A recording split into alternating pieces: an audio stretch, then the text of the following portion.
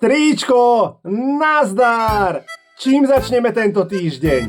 Sobota je sobota a nedeľa je nedeľa. Už je pondelok, mali by sme pondelkom. A na čo? Je to už raz taký zvyk.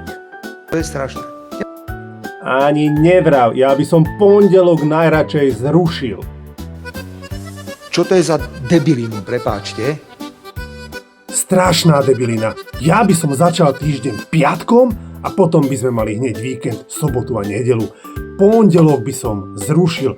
Pondelok je strašný. Len a len konflikty, konflikty a konflikty. Presne. Zoberte, čo sa deje na tých komentároch. Keď nejaký príspevok a potom ľudia dávajú komentáre. To sa nedeje len pondelok, to sa deje každý jeden deň. Čo tam tí ľudia pre Boha popíšu. To je strašné. Škaredé komentáre mi píšu, najmä tí tvoji. Čo s tým spravíš? Musím sa na nich pozrieť. Možno ich na niečo presvedčíme. To by bolo fajn.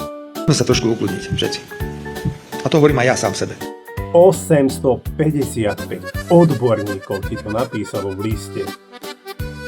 Už kedy? Držím palce, nech ti to vyjde.